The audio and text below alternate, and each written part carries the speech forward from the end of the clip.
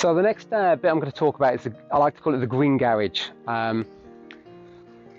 So I've got a drive which I use for sometimes keeping the car on, more often than not sitting out on, or using to make things, etc. So I did want a bit of privacy, but it was trying to make a door, and it's one of my proudest creations, this. I wanted to make a door which wouldn't be like a big sail when the wind catches it. When it put away, it didn't take up too much space because I didn't want to restrict growing. So this is what I created. So it's sections of trellis, as you can see, and they're held with a hinge on each side. And then these are just your sort of gate handles, and I've cut the sides off. And then this is a scaffolding bar. So it's basically a big curtain. So it slides across like this. And it takes up no space, and when it is shut, you're not going to get the wind catching it because of all those little holes.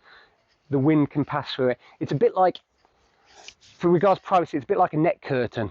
So people sort of walk past but not quite see, but that's okay. It's a two-way street. I can sort of see out a bit, but not intrusive. So what I've done here, the structure of the garage is a pergola. So what I've done, I've used big timbers, partly aesthetic, partly for strength, and how I've made them, none of them actually touch the ground. So this fence that I put up here, I'm sure if I did it now it would be a bug house fence, but at the time it was just a normal fence. And what I've done, I've bolted the wood to the concrete posts, and they're concrete into the ground. And then on the other side, what I've done, I've used those sort of metal spikes which hammer into the ground and put these. Now those on their own, still alone, wouldn't be strong enough, they'd topple over. But because it's all connected together, they all support each other, so it's a really strong structure.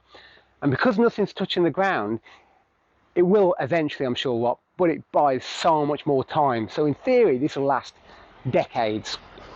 So regards encouraging the plants to grow over, etc. This side, I've gone for more fruit trees. So this is a damson tree, which has got a lot of fruit coming on it just now. And I've grown them espalier style, so they don't take too much room, and they grow across. And then I've trained them to go over the roof. And I've used these wires, again with those turnbuckles, so there's wires all across. And even though they're really strong and doing a really good job, you don't see them like you would do a trellis, so it still creates a really nice open field. So there's some areas struggle with things, but I'm not going to talk about the staircase today, but again with habitat, I've made a dry stone wall here, and you can see the spiders galore in here, which is really good. And this side's good, the other side's bad. It's definitely a skill making a dry stone wall, which I don't have. Only one side. The other side is just haphazard, but that's fine, you can't see that anyway.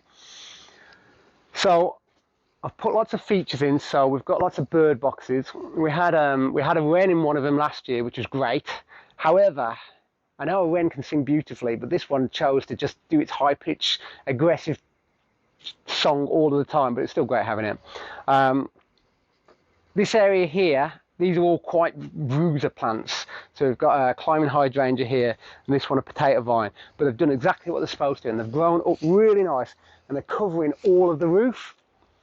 But then I've kept for here, like I've done a hexagon, and what that's quite good, it brings in light, which is quite nice. It's an interesting feature, and I can look up through it and see the beehive up there, so I can sort of observe them from a safe distance if needs be.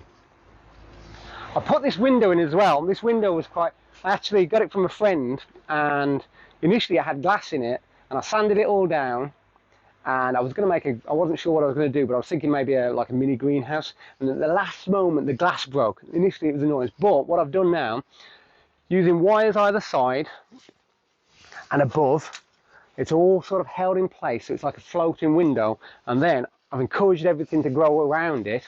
And it's quite good because I'll be working on the drive, making something, and people just come and chat. So it's exactly the same as a garage would be, but instead of having concrete solid walls, it's green walls. Now, it's not waterproof, so obviously if it rains I can't stay out here. However, it does buy about 10 minutes. So let's say I started chucking it down here and I was making bird boxes or something like that. Started chucking it down. It buys me about 10 minutes to get everything put away, so it's worthwhile for that. And it's just but it's a very nice shade. You get a nice dappled sun coming through, and it's just a very nice environment to work in. Yeah, we've got teapots up here as well. Apparently robins like teapots. I don't think they've been nested in yet, but we can just make it and hope they come along and like it. That's all we can do, and hope for the best. But yeah, when I pull this, I'll pull the gate through.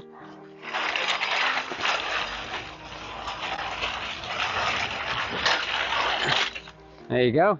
Wouldn't even know it was there. An oasis hidden behind a net curtain gate.